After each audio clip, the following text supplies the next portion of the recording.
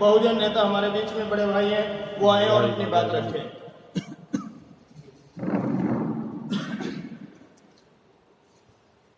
बहुजन नायक मानव सार परशुराम जी के 14वें महापरिनिर्वाण दिवस पर संवैधानिक क्रांति द्वारा आयोजित इस कार्यक्रम में उपस्थित मेरे तमाम भारत के बहुजन मूल निवासी साथियों, बहुत सारी बातें यहाँ वक्ताओं ने कही और बहुत बढ़िया बढ़िया बातें यहाँ पर बताई। संजीव सागर जी ने बहुत खुल करके बताया और उससे पहले उमेश गौतम जी ने, और मैं तो यहाँ सिर्फ अपनी बड़ी बहन मान्य विद्या गौतम जी को सुनने के लिए आया हूँ। साथियों, अगर हम 2-2.5 हजार साल पुराने इतिहास में जाएं तो पता चलता है कि जितने आप लोग बैठे हैं ये सारे राजाओं महाराजाओं की नस्लें हैं। लेकिन कोई परिस्थितियां रही होंगी कि इन राजाओं महाराजाओं की नस्लों को इनके पुरखों से राजपाट छीनकर इनको वर्णवादी व्यवस्था में शूद्र और अतिशूद्र बनाकर तमाम दुनिया के अधिकार इनसे छीन लिए गए और इतना मजबूर किया गया। जो मैंने पढ़ा है भंते जी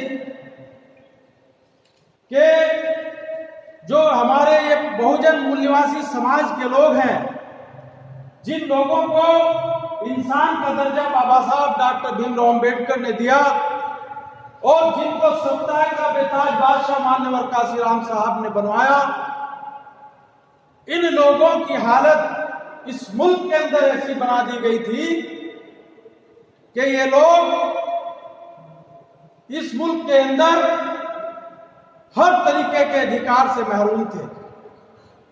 प्रॉपर्टी का अधिकार नहीं था, एजुकेशन का अधिकार नहीं था, हथियार रखने का अधिकार नहीं था, और यहां तक कि इनको इंसान होने का अधिकार नहीं था।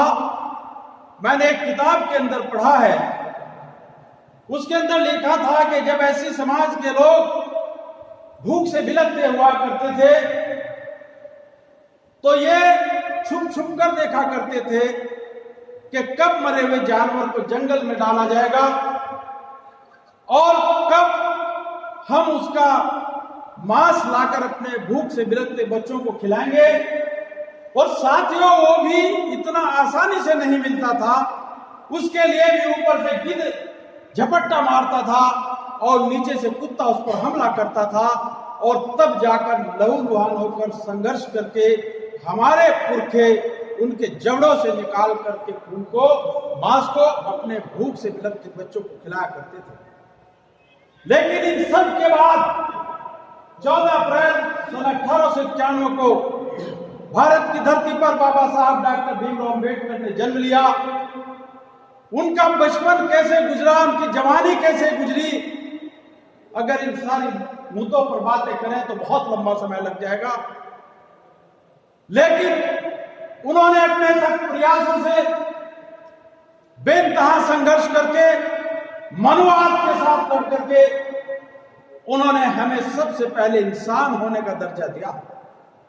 और इंसान होने का दर्जा देते हुए 26 जनवरी सन 1950 को जब संविधान हमारा लागू हो गया, तब उन्होंने कहा था कि आज संविधान के जरिए 2500 साल पुरानी गुलामी की दास्तां जो बहुजनों के पैरों में पड़ी हुई थी, उसको काट करके फेंक दिया है।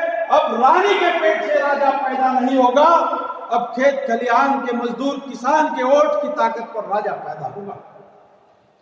साथियों, बाबा साहब के इस विचार को, बाबा साहब के इस मिशन को मान्यवर साहब काशीराम ने आगे बढ़ाया, और बाबा साहब तो हमें इंसान का दर्जा देकर चले गए थे, वो तो वोट का अधिकार देकर चले गए थे, वो तो एजुकेशन का अधिकार देकर चले गए थे। उन्होंने हमें ऐसी ताकत दे दी थी कि हमारे वोट की ताकत पर आज क्षेत्र पंचायत के सदस्य से लेकर राष्ट्रपति की कुर्सी तक आज हमारे लोग बैठे हैं।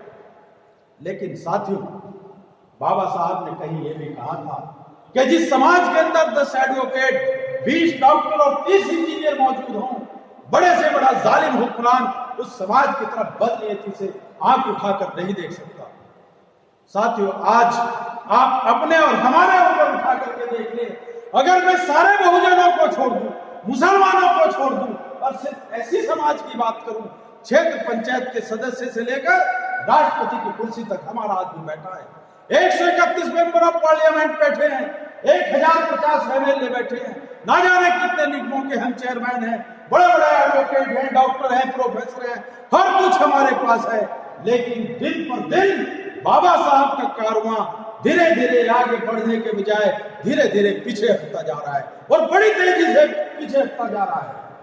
मान्यवर साहब काशीराम ने जो बहुजन का विकल्प दिया था, बहुजन का मिशन दिया था, अगर उस मिशन को हम ईमानदारी से आगे नहीं चलाएंगे तो मैं निश्चित रूप से कह सकता हूं कि आज भी हमारी वो हालत हो जाएगी कि फिर से हमें मरे हुए जानवरों का मांस खाना पड़ेगा और फिर से हमें गटर साफ करने के लिए उसी स्थिति में जाना पड़ेगा। मान्यवर साहब काशीराम के मिशन को हमें आगे बढ़ाना है।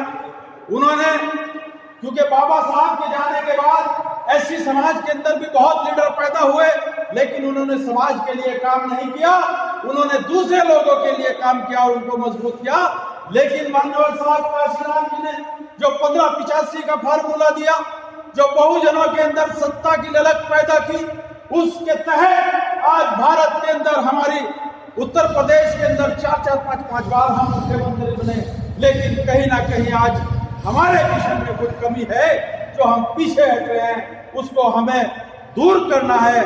और फिर से दोबारा मान्यवर साहब काशीराम ने जो हमें विजन दिया था, जो मिशन दिया था, उसको हमें फिर से आगे बढ़ाना है और फिर से भारत की सत्ता पर हमें काबिज होना है।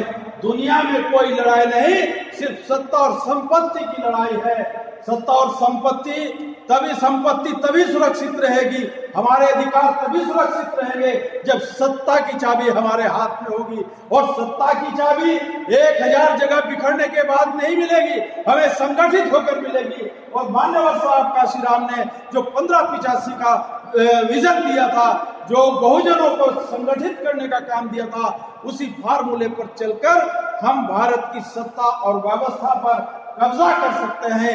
तभी हम संविधान को समानता, स्वतंत्रता, न्याय और बंधुता पर आधारित जो बाबा साहब ने हमारे लिए रास्ते दिए थे, तब हम उसको लागू कर सकते हैं। मैं ऐसे महानायक मान्यवर काशीराम साहब को सलाम करता हूं, उनको सैल्यूट करता हूं कि उन्होंने मनुवाद के जबड़ों से निकाल करके सत्ता को हमारे हाथ में सौंपा था। लेकिन हम निकम्मे हैं, नालायक हैं कि उस सत्ता को जो मान्यवर काशीराम साहब ने हमें दी थी, फिर से हमने वहीं पहुंचा दिया जहां से जिनके जबड़ों से निकाल करके लाए थे। मैं इन्हीं बात के साथ अपनी बात खत्म करता हूं और मैं तो बड़ी बहन मान्यवर विद्या गौतम जी को सुनने के लिए आया था। जय भीम, जय भारत। शुक्रिया, धन्यवाद।